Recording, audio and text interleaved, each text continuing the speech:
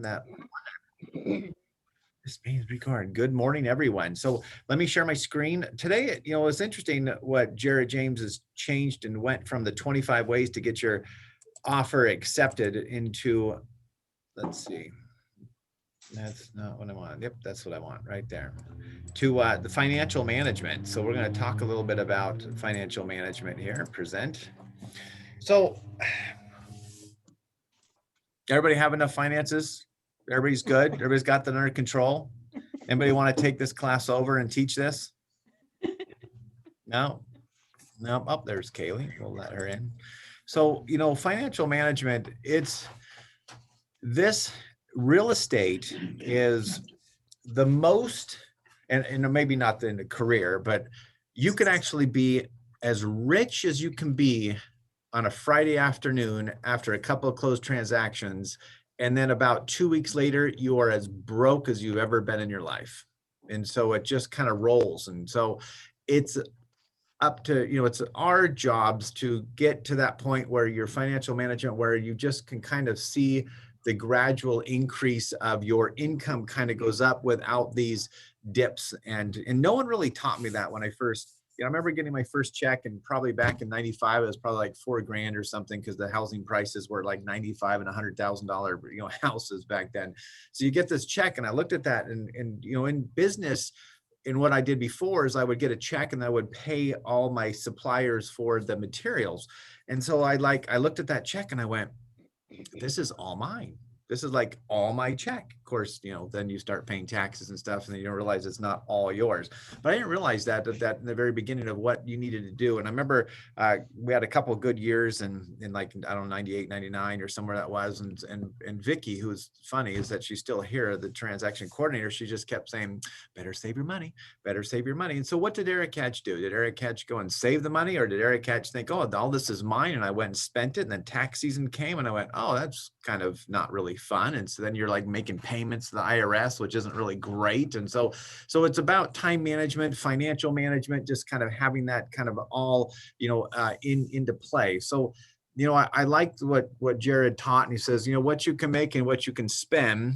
I try to teach this to my kids. How many people have ever had a bunch of credit cards and you just go, wow, I got credit cards. The good news for my daughter, who's 19, is that I think her limit on her credit card is like $500. So it's like, hey, that's good. Daddy can handle that one if you get in trouble. so that, so she's being responsible, but she's, also asking, hey, what can I do to increase, my spending, which is fine because she's really responsible on that. So it comes down to the top line revenue in business, what's so amazing about real estate, guys. And I know that there's a lot of people out there who just absolutely say, oh, Sarah, you're in real estate. You must be killing it right now. You must be just killing it. You must be just a millionaire right now. You're just making tons of money right now. That's great. Hey, Tim, it's like, great. I'd love to be your friend, man. Do you have any money to lend me? Because you're in real estate. You're in real estate. You guys just must be just making bank right now.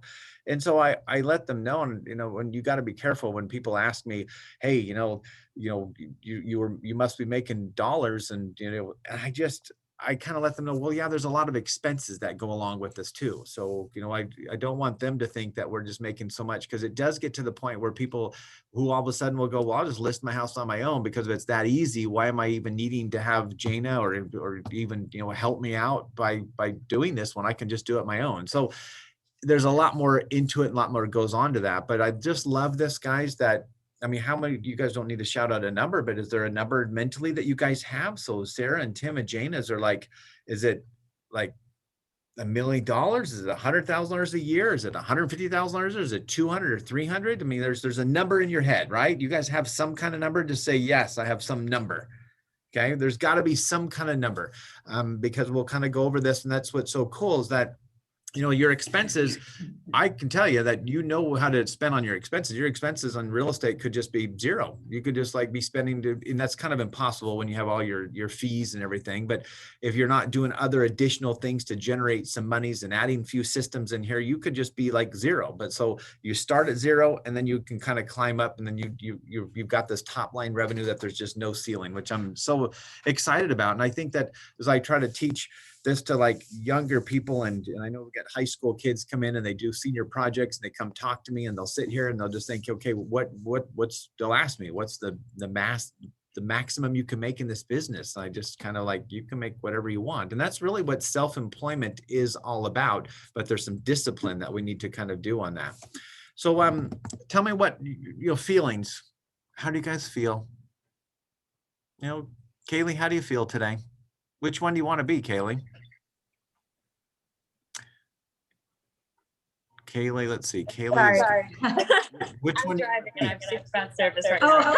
that's okay. You can't look at the power of feelings. I love all these emojis. It's like, how many of us like will type an emoji and will like type something? Okay, now what emoji can I go with this here? And then we search so long of like finding the right emoji. So sometimes they're like perfectly placed because I just used one, or is that too forward, or is that too engaging, or is that too feminine? Because my wife, it's like she's texting in the car for me, putting these loves and hearts, and I'm like, oh, sweetie, I don't do like all these emojis with cute little hearts and little yays and all this kind of stuff. So that's just not my personality. But so there's only about maybe a handful I have. I've got thumbs up, I got smiley face, I got upside down frown, and that's about all I have. But if you think about feelings, and we'll talk about this, is that we got to beware of like feelings of that lie to us feelings. Of that nature. So if we like go, we have the feeling to, if we did everything that we felt like doing, would we like, if I felt like eating, I'd be like 900 pounds. If I felt like eating whatever I wanted to eat, I mean, this is crazy. Yesterday, one of my favorite S-Cropsters brings me these because she knows these are my favorite candies of these New York things. You see that they're half gone. So it's like, if I felt like it, I would have eaten the whole bag, but I did eat about half of the bag. So when you think about the feelings, it's like, well, what do I feel like doing today? Do I feel like going to, the lake today? Do I feel like, we have the freedom to do that, but we have to be really careful because in doing a self employment, and I tell people this all the time, and I think I share that with Sarah and Tim, that when you guys came in, is that we have to treat this as a business. And Jana, you've done this, you're self-employed for long and years doing this as a business and cutting hair and doing all sorts of stuff. And yes, there's a freedom to be able to say, I'm not going to take any clients today. Do we, as in real estate, do we have that freedom sometimes? I'm not. If you guys ever say I'm going to take the day off, and about 9 o'clock you get a phone call? Yeah, that happened this morning. It's like, I'm not going to do anything today. I'm going to be, next week I'll be, actually, we're not having training next week. Thank you for reminding me of that. Next week I will be volunteering at a girls camp cooking all week with my wife. And so today we're shopping for, 1,000, I don't know, we have 175 meals 3 times a day and stuff. So we're shopping for food today. So that's what we're doing. But do I feel like, do I feel like I'm going to take the day off? And I'm going to take kind of it off, but you just can't do that in real estate. It's kind of crazy. I do encourage you to find some kind of time that you are going to have some alone time, some spending time, family time, going to Utah, travel time, going to Disneyland. Tim, are you gone yet? No, but it's in the works. That's good. Just put you on the spot, Tim. We want when you actually book it, I want you to buy the ears. And so the next meeting that we come into after you go to Disneyland, I want you to have the ears on, okay? And say, look, then we'll all know where you went. My wife has a collection. So that would be good. So, hey, can I ask you a question? Something, please. The thing that I have a hard time with is just when like I went to visit my family, and I worked my ass off the whole time I was there. Yeah. And I don't know, I feel like I've connected with Christine, and so she and I are kind of copacetic, and I know that she can help me out, and I will certainly help her out. But to totally disengage is really challenging. And I'm going to let you guys kind of decide on this one on your own. My wife has become very patient and understands that. They understand that I might have to, take a phone call here or there. But when it's family dinner time, again, I'm really bad, you guys, because, you have to find that time. They get kind of accustomed to it. I always like to say that, hey, we travel hard and play hard, but we work hard. And so, we pulled up to Half Moon Bay on Friday afternoon at the holiday weekend, and all of a sudden my phone went off, and I sat in the car for 35 minutes, and I got literally like 3 listing appointments when I got back, which we got 2 of them so far, which is great, but it was crazy. That phone didn't ring the whole entire time, driving the whole way there. And then right when I park and we're going to get out and start unpacking, the phone starts ringing like crazy and stuff. So yeah, they'll all of a sudden, and you get really good at being like that secret agent. Like if you're following them, Tim, at Disneyland, and then you kind of know, okay, there's my child, there's my wife, and they're always looking back, wondering where you were at, but you see them, but I'm trying to like go, trying to hide the phone so you don't hear that screaming in the background that they know I'm at Disneyland. But Tim, there's about 7 places in both parks that I know where it's really quiet. So I know when I need to go make calls, I'll go, okay, I know the speakers are facing that way and that way over here on this little quarter by the boat. And I'm going to go hide right there for a few minutes and make a phone call. But they understand that you're working and you're playing and you're with your family. And so if there's a bad time, just don't answer the phone. I mean, just don't answer it. And I know that that's kind of tough. There are some agents where you guys are probably listened to some of their voicemails and they say, hey, if you're getting me during the weekends, I'll call you back, or I'm not going to work. I'm not going to call you till the next business morning and stuff. So to me, I admire them at the same time, but at the same time, I think, wow, how do you possibly not answer a call all day Saturday when you have listings going and you have things happening? And I will tell you though, that it's really speed to the lead. I don't remember which one it is now, but I picked up a phone like at 6:30 and he goes, look, I just called a bunch of people, but you're the first person that's picked up the phone. So I'm going to work with you. It said, if anybody else calls me back, I totally understand to get this. If somebody's going to if you're an agent who answered the phone at 6 p.m. on a Friday night, I'm going to work with you. And so those are kind of things where, I get calls all the time that people say, Eric, thank you so much you're always answering your phone. And a lot of agents actually tell me that too. They say, you always answer your phone, which is great. And I will, I'll try to answer it like as best I possibly can, because I think it's really speed to the lead, but your family has to understand that. So Jane, if all of a sudden you've got kids and people going, can you please spend some time, and they start getting a little bit irritable, you're just going to have to, time management, which is basically something that we're going to cover at the very end here on some blocking some time and some time management that way. Oh, we got Allie. Allie's coming in. So it is. So did I answer that, Jana? It's going to have to be, I'm jealous when we go on vacations with my 2 brother-in-laws that are totally, work for the state of California, and they basically can completely turn it off and say, I'm done and I'm good. And that's great. I know that Sarah turned her camera off because she shared earlier that she's got a mobile drive. I think you're leaving halfway through or something. So you can, thank you for listening, because I think we got Kaylee who's mobile and driving right now as well. So that's great. So it is going to be a family preference. We got Treya coming in too. It's a family preference. Find some time, because I know that Sarah, you got a daughter. If all of a sudden you're on the phone all the time and she's going to go, mom, mom, mom. I will tell you guys, it's the weirdest, strangest thing about being an empty nester is that all of a sudden I went, I have my wife's attention 100%. This is so wonderful. I can there we are. And I could just chat with her. And then all of a sudden the phone rings, or my daughter comes back for 4 days this last week. And it's like, okay, I got to compete now, because you know how moms are. It's like, I got to spend time with this child. I got to spend time with this child. I got to make a phone call over here. And so it's been kind of fun, but it has been a little bit challenging of just having that balance. So my philosophy is, if I'm with my family at Disneyland, I'm with my family at Disneyland. And if I got to take a few phone calls, I'm taking a few phone calls, but we're still together, still enjoying each other's company. And my wife really is a firm believer that because of my occupation and what we're doing, and we get to go play and do all those things, that she understands that. And so there's a nice understanding. So if you need to sit down, Sarah or Tim, and talk to your significant other / daughter, you just kind of go, okay, this is the deal. This is mommy's work, or this is what this is. And I love you. And I'm going to spend hard time here, but I need to do this. So just setting that expectation with your family kind of up front is good. All right.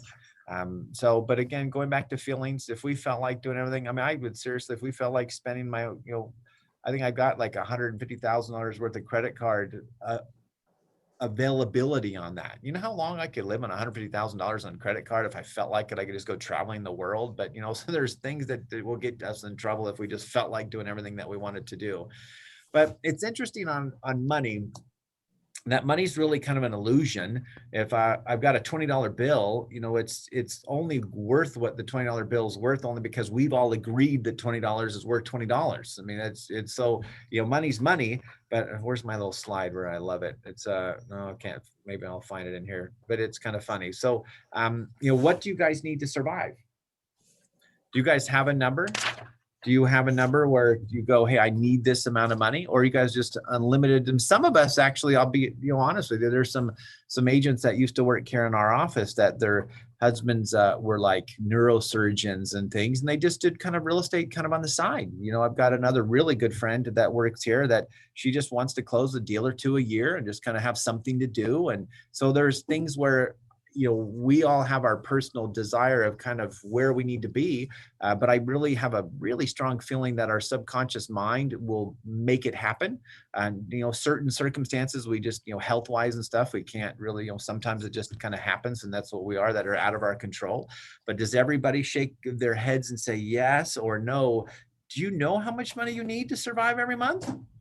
Okay, so we do. So, you know, I would take this, and I would totally take, hey, what is the monthly, you know, there's a, you know, they're all over the internet, but take, you know, break it down.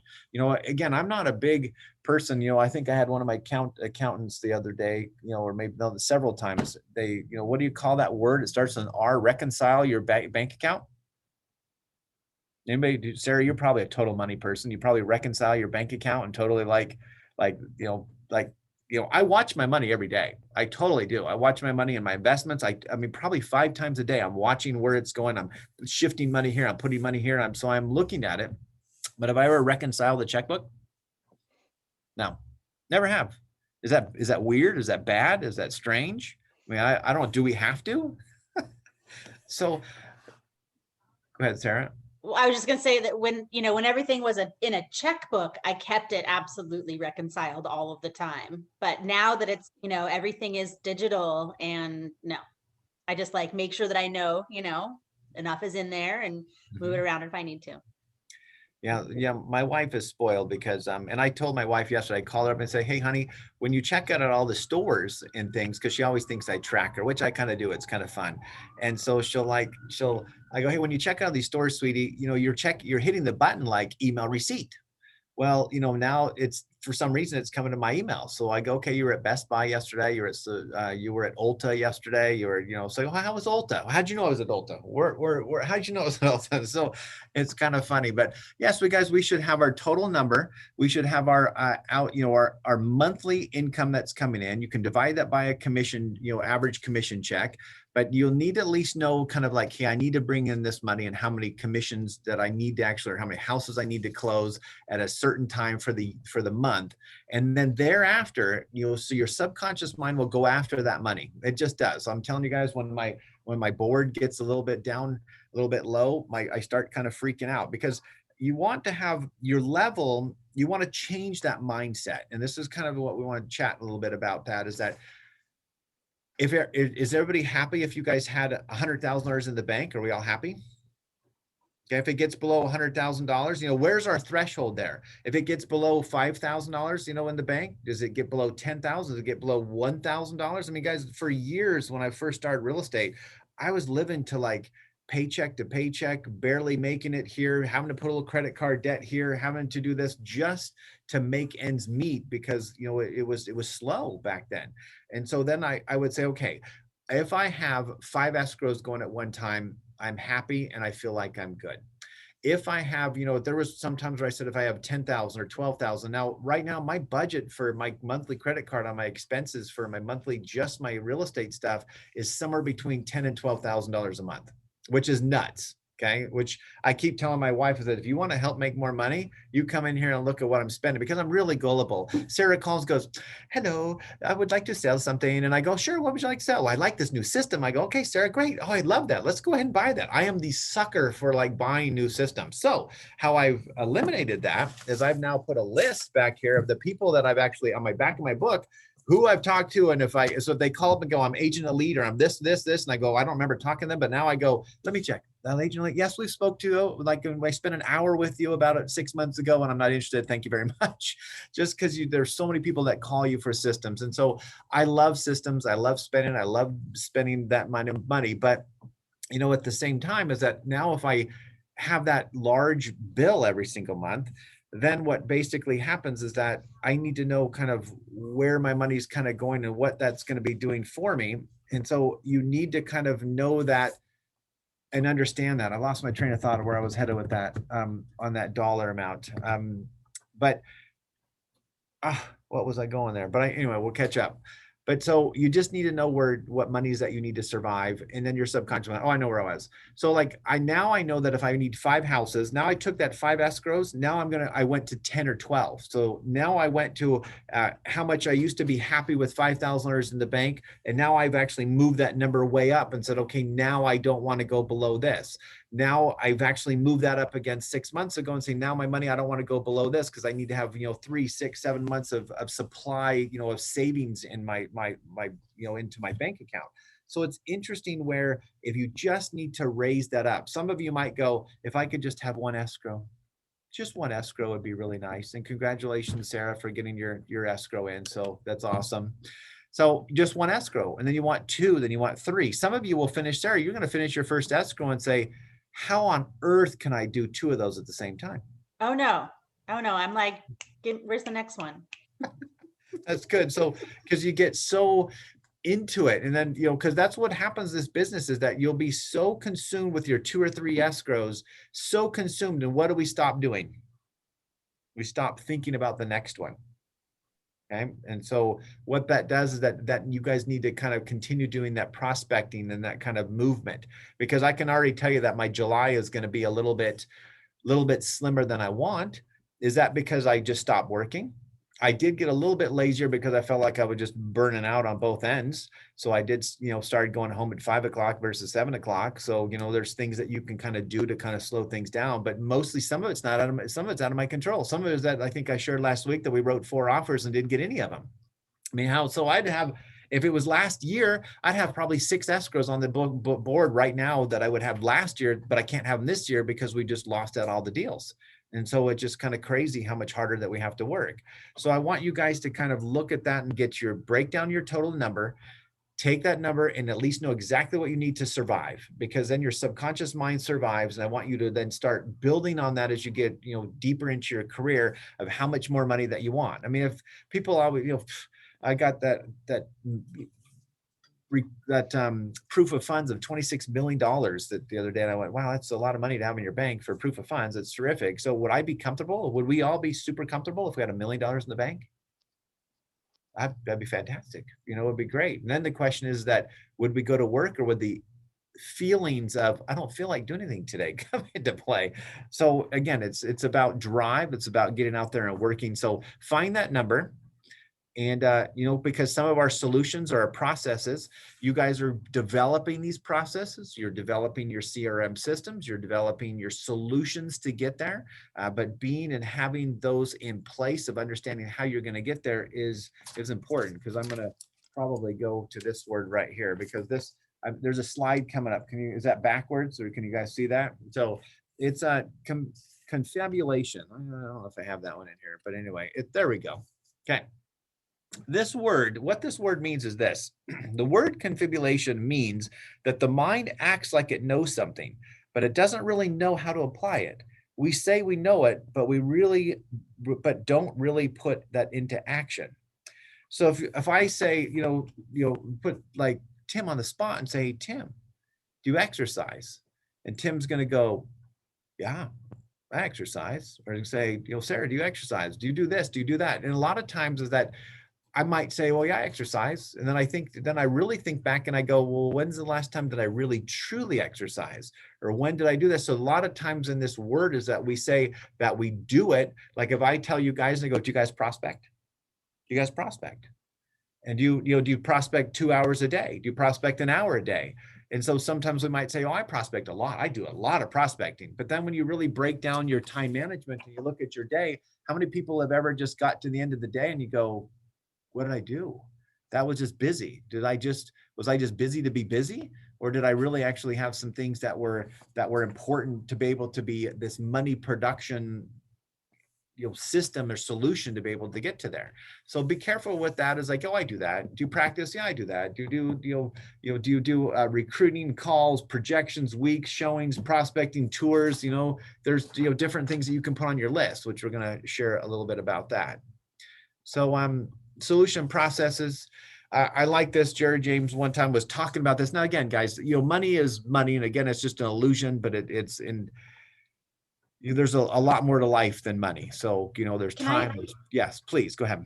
I like to think of it as just a manifestation of energy, right? Like you put your energy into something and then you get the money back. You could barter, you could barter time, you could barter like services, you could barter, things, but we all agree that this one piece of green paper has this particular value. And so it's really just this manifestation of energy. Totally. And I love that with the bartering part and stuff. Cause if Jana wants to cut my hair, I'd be happy to cut hers. So that's a good barter. I don't know if I'd take that, Jana, but that's good. I don't know if since I specialize in hair color, I'm pretty sure you don't want me to cut your hair. No. So now we did have an agent that used to work here that she would cut hair, but she had a razor, Jana. She would like literally have this razor, and so she would just cut it with this razor. So she begged me for years to cut my hair. I said no way. So one day I let her do it. It wasn't too bad, but it was with a razor. It was kind of a weird deal. But anyway, so Jared James, he was teaching this, and again, we don't want to come across where, hey, just money, because that's and I love that. It's sometimes in my personal feeling. I told this to a buyer, a seller the other day, is that, well, why are you doing this? Why are you redoing the reduction and helping me out? And you may not even get paid. And I said, because I just want to make sure it gets done right. I'm at a point in my career that yes, money is great, but if I provide good service, money will come. And that's basically what I did. So all of you guys, just in the beginning, you provide good service, you're going to get good reviews, money will come. So, but he was asked at this one seminar he was at, he was talking about money. He says, money won't make you happy, but and then this lady comes out and goes, hey, money just doesn't make you happy. That's just, it's just not the way it is. And he goes, well, neither will be broke, being broke. And I laughed at that, because I'd rather have some money and be able to help out other people and donate things and do some different things with it to be able to pay bills versus just being completely broke. So, but, and I love this, that, money doesn't make you into something. So I know that there are a lot of people out there that have money. There's a lot of good people. There's a lot of bad people that are out there. So just because you have money doesn't mean it's going to turn you into some good person. So if you were bad before you had money, you're probably still going to be bad. If you were good, so money's great, but it's there to help us get through life, and it's also there to bless the lives of others. So if you guys have, I love Mimi when she she donates to so many different charities, and it's just wonderful. And I do the same, and it's great to have that opportunity to be able to do that. But I love that with Sarah, is that yes, if I don't have a bunch of money to donate to Salvation Army or to wherever, we'll go down and we'll feed the homeless. My family, we do that about once a year, and go in and feed the homeless, and it doesn't cost us anything other than time. So thank you, Sarah, for sharing that too, because giving back to the community, giving back to people is important. I did want to share one thing too in regards to that, is that I used to coach Little League all the time with my kids, like all the time. And I think just the other day we did another listing that we can't remember who it was, but it was from the Little League. I mean, it was, I went out to do, it was a pre-listing appointment from something I coached soccer like 10 years ago. You guys, I made so many, I probably sold 15 houses on just being a volunteer, doing something that I was fun with my family, being together with my family, volunteering, and probably closed 15 houses just by having, just by donating my time, and then, comes back. So, circle associations, I think this is important too, that if I wanted to, and I appreciate you guys coming to these classes and visiting with us. And I remember when I went to the first summits up there in Reno with the company, and I witnessed and got to be able to hang out, because guys, there's this line that you'll have this line when you see it, that they'll take like the top producing, agents, and they'll like put, the diamonds and the rubies and all these different award kind of winners, and they'll put them kind of in, and they do this at the convention, the general convention, the regional one and national one, that they'll put you kind of in this line. Then you have like these top producing agents at the very back. And so I always would admire them and look at that. And there's the agents of the year in our company and stuff. And I'd always want to go like chat with them. I want to go hang out with them. I wanted to go like, okay, what are you doing? What's going on? And then when Craig Zager up in Nevada, when he would like have a class at the summit, and he would like, what is Craig doing class? And then I would go to there, because you want to like suck all that information out. You want to learn about, okay, what is he doing? What is she doing? What can I do differently? How do I get there? And so it was important for me to surround myself with some people that were successful, business people that I wanted to hang out with. Now, some people, just like the money doesn't bring happiness, sometimes I would associate with somebody and go, that guy's not really nice. So then I stopped my association. But at the same time is that you want to, go to this. So having Tim and Sarah, and you're going to these, and Jane, I think you might be going now too, but going to this swearing in as a real estate thing and getting and meeting different people, is that you want to kind of suck as much information as you can out of that, and anybody that's being successful. So when I finally started getting back at the back end of the line, and I would ask different questions and I would chat with them a little bit, but then I remember that I was like in the Centurion for years. And then what I did is, there's like about 100 or so people in the Centurion line at the conventions, and I went to the very back of the Centurion line next to, oh, Sarah's jumped out.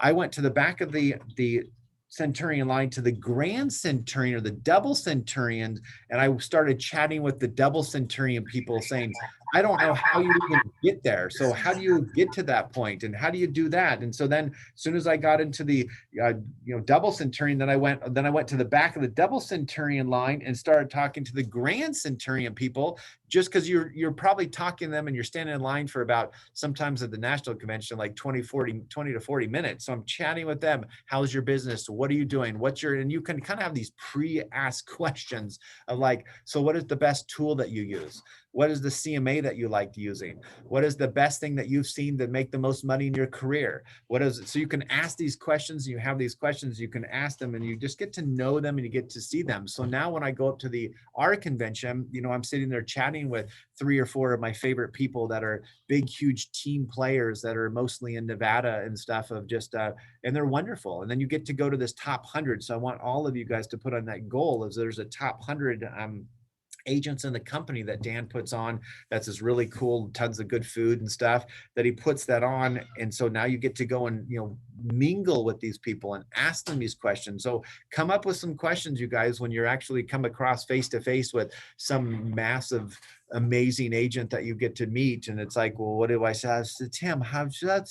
It's good to see you, Tim. It's like, you're kind of like, if I walked up and saw some famous, actor or something, and like, or when I stood up and saw a past governor years ago, Governor Wilson at the Southwest, and I was like, oh, my dad was introducing me, and I stood up and hit my head, on the because the luggage rack and stuff. So maybe have some things that are preset and pre-questions that you can ask that we come out right. But guys, I want to share here that 80% of the people who retire, who are at the retiring age, will need to keep working or some type of government assistance. So where are we going to be?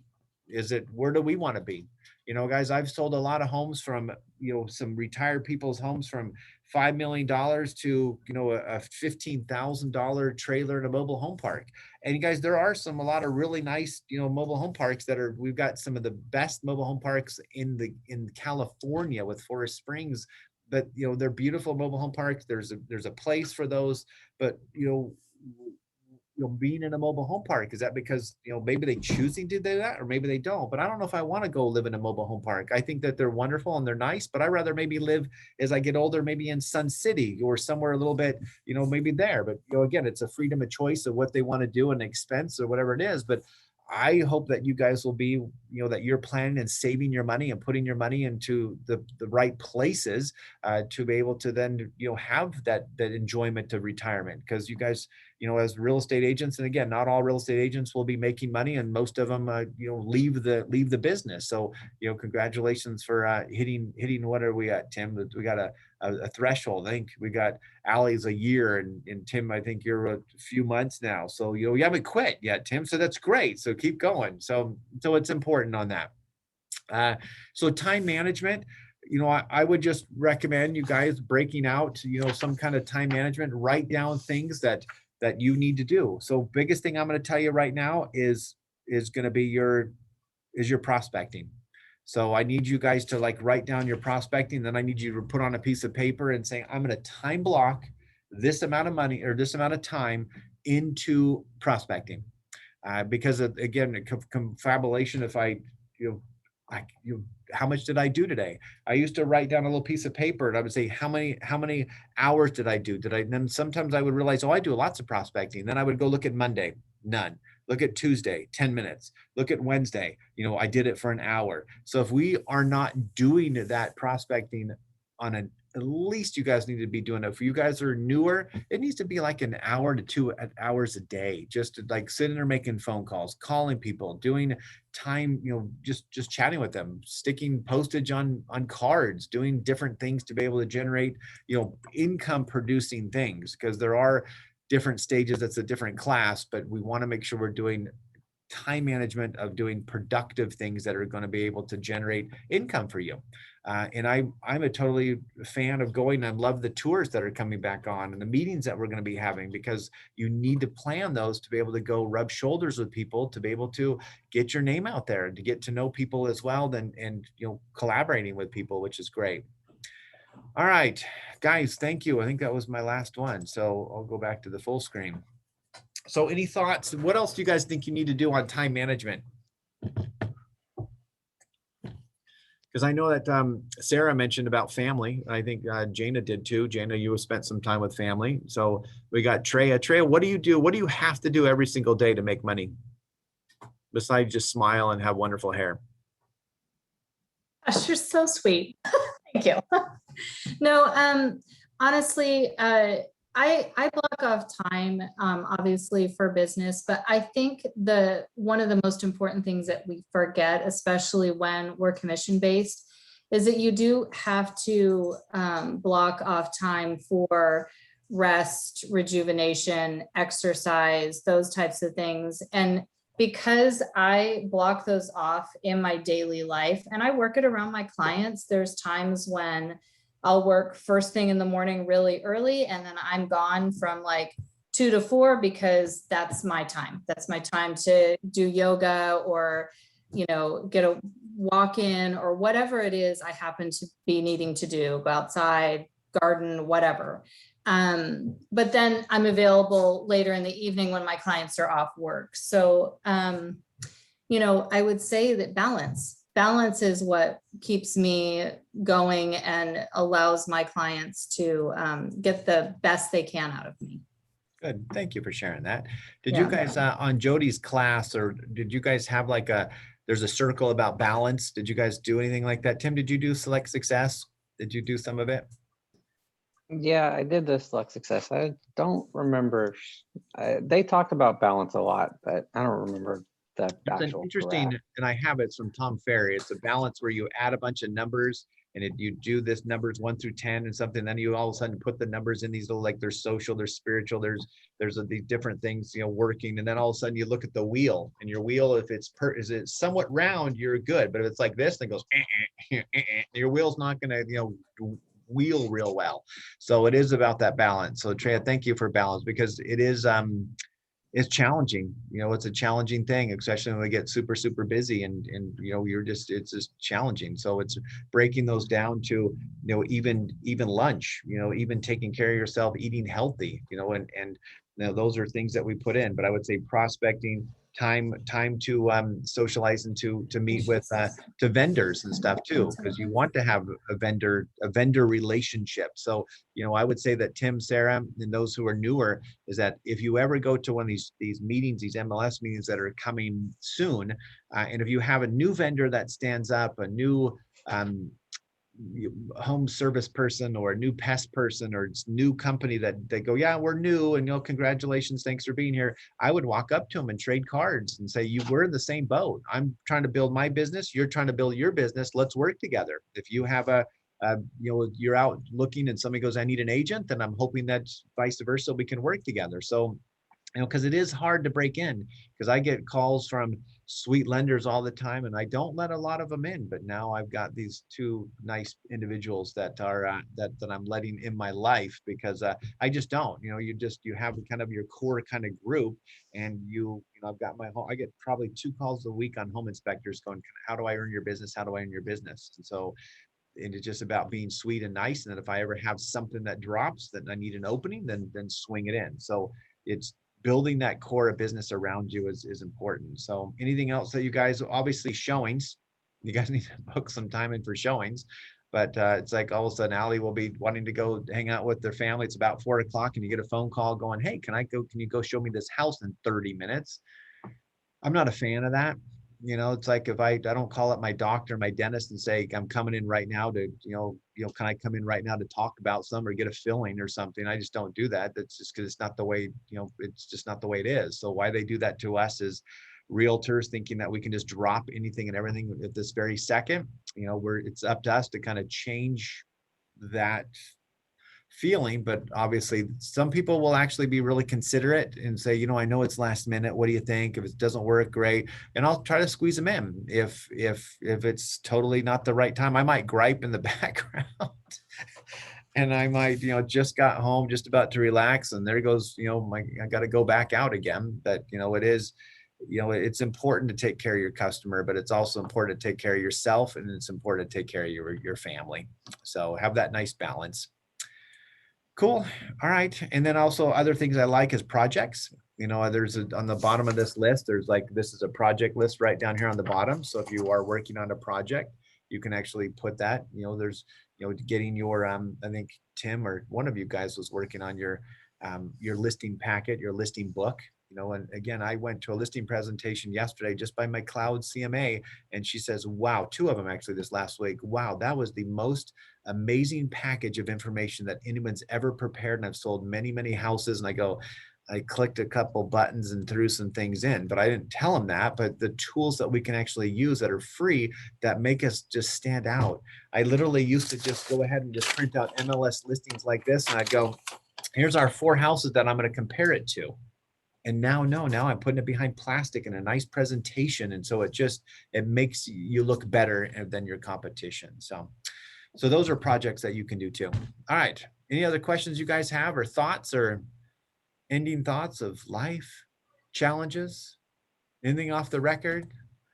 I'll